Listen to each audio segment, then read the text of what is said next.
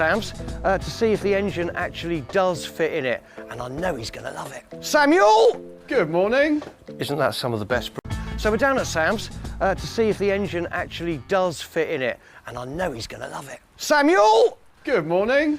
Isn't that some of the best British craftsmanship you've seen? It might be. Henry Cole is a man of many talents. He is first and foremost a TV presenter, producer, director, and author. But to many, he's best known for TV appearances like World's Greatest Motorcycle Rides, The Motorbike Show, Shed and Buried, and Find It, Fix It, Flog It. These hits are all produced by his own TV production company, HCA Entertainment. With decades of experience both behind and in front of the camera, Henry is a seasoned TV presenter. But he doesn't stop there. He's also a record-setting motorcyclist and the CEO of a motorcycle manufacturing company. Henry has built a substantial fortune, all while indulging in his passion for riding motorcycles. Join us as we roll back to current on the luxurious lifestyle of Henry Cole. I guess some people think with a bit of money they can buy the booster, they can buy all the trick bits, they can slap it on and they can do over 200, but that's not how it is, right? Henry Cole's career is as electric as it is fascinating. He kicked things off as a session drummer, then went on to work as a news cameraman for channels like ITV and TF1 before diving into the wild world of rockumentaries. Henry spent a lot of time on the road with heavy rock bands, capturing the raw energy of concerts from the fans' perspective. He then transitioned to directing TV commercials and, eventually, films. His most notable movie, the semi-autobiographical Mad Dogs and Englishmen starring Elizabeth Hurley, didn't quite hit the mark for him, so his foray into filmmaking was short-lived. In 1995, while contemplating a career shift, Henry had a light bulb moment during a conversation with someone from Channel 5. The idea for Stars and Cars was born, but Henry wanted to be in front of the camera, not just behind it. Channel 5 was hesitant, as Henry had no presenting experience. Undeterred, he proposed making a Christmas special for free. If it rated well, he'd get the series. If not, he'd settle for a free lunch. The special exceeded expectations, and Henry got his series, which enjoyed a successful 5-year run. However, his true passion lay with motorcycles, but Henry knew he couldn't start with motorcycles. He needed to gain experience from the industry, and he did that with Stars and Cars. Eventually, Henry pitched an idea to the Travel Channel, riding Route 66 on a Harley. It became their top-rated show, eventually evolving into World's Greatest Motorcycle Rides. This show remains the Travel Channel's top performer, cementing Henry's rise to fame, giving him a life filled with luxury and, of course, motorcycles. As a producer, Henry has made a great deal of money from his productions. With several shows under his belt, it's okay to say that his net worth is quite substantial.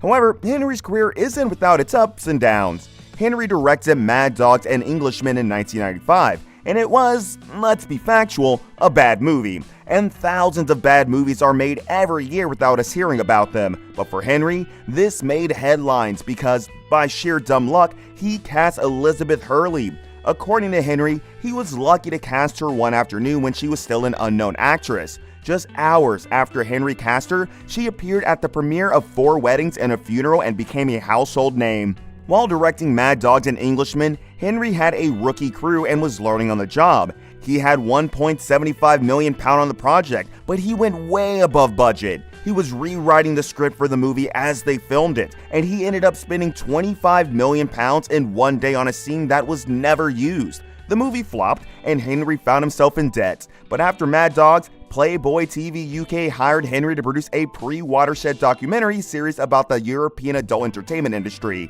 The series was inspired by Channel 4's Eurotrash, and when it was done, Playboy America offered to buy it for what he assumed was $35,000. Henry considered the offer to be a reasonable sum, especially after looking at the 14 shows he had already made, so he agreed. When the contract came through, Henry discovered that the figure was actually $35,000 per episode. The amount he was paid was nearly enough to pay off the £500,000 worth of debt that he found himself saddled with after Mad Dogs. It's been a long time since then, and Henry has gone on to make even more popular shows, resulting in a pretty substantial net worth. What does he spend it all on? Let's find out. For a man like Henry, luxury is defined by being able to effortlessly afford several examples of what he's passionate about, which is motorcycles. So there are no flashy cars or luxury homes, just bikes. The first gem in Henry's garage is a quintessential piece of American iron. It's a machine made to ride in long American straights, but that does not stop Henry from owning one back at home, even though the huge rear tire, which measures 300 millimeters, is one of the biggest rear tires you can find on a motorcycle and makes it really difficult to ride. Henry considers this motorcycle a friend, one he trusts to keep him safe. He even talks to it on the road. Henry rode this motorcycle in the revisited version of Route 66, and it is a ludicrous Saxon chopper. When new, bikes like these cost over $30,000, but they are increasingly going up in value.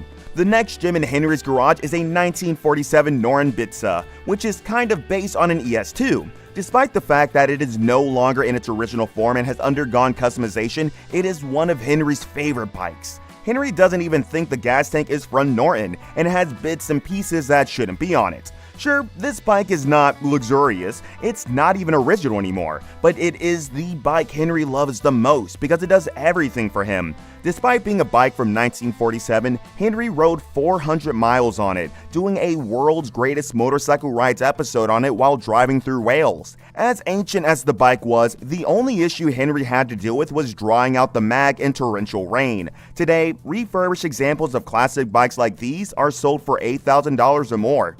Henry owns another Noren, a more modern one made in 2009. It is the Norton Commando 961 SE with only 200 examples made. Henry's Noren is special because among the 200 examples, it is the only one with silver paintwork instead of black.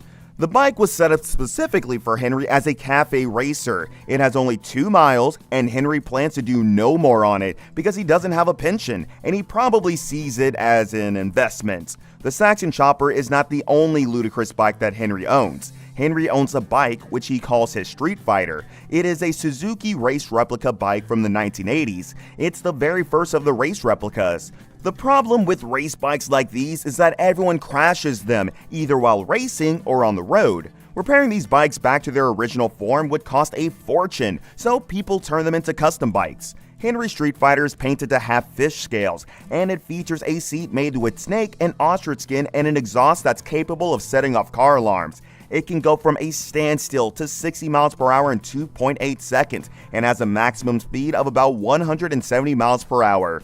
Aside from the Street Fighter, Henry also owns a Steve McQueen replica Matisse MK3. Steve McQueen calls this Desert Racer the best Henley bike he has ever owned. Only 300 examples of this bike exist, and it's considered to be one of the coolest motorbikes around because the MK3 is built based on the machine owned by the coolest man ever to ride a motorcycle.